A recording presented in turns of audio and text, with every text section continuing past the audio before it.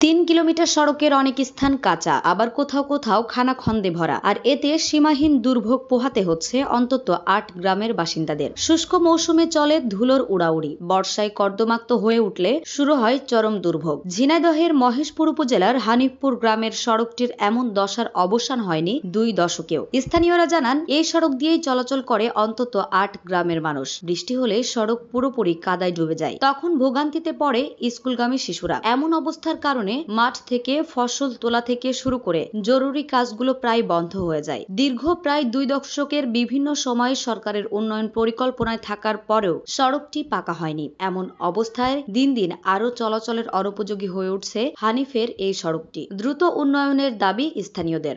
এখন এই রাস্তাটা চলাচলের এত অনুপযোগী হয়েছে যে মানুষজন এখান থেকে ফসল নিয়ে যেতে পারে না, গাড়ি ঘোড়া উল্টে যায়, মানুষজন ছেলেপেলে স্কুলে যায়, তাদের গায়ে কাদা লেগে যায়, স্কুলে যেতে পারে না।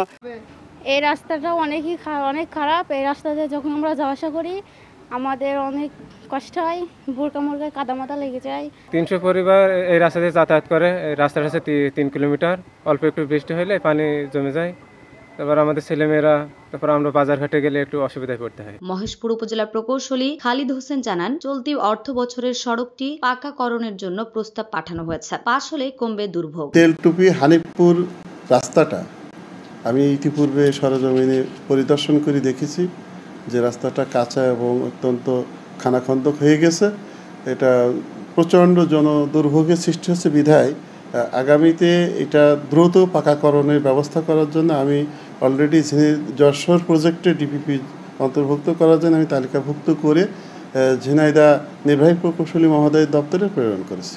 হানিফপুর গ্রামে প্রায় 3000 মানুষের বসবাস। পার্শ্ববর্তী কুসুমপুর, গুড়দাহ, পোড়াপাড়া, ইশেলডাঙ্গা সহ অন্তত 8টি গ্রামের মানুষ ও এই সড়ক দিয়ে চলাচল করে। ঝিনাইদহ থেকে বশির আহমেদের পাঠানো তথ্য ও চিত্রে ডেস্ক রিপোর্ট।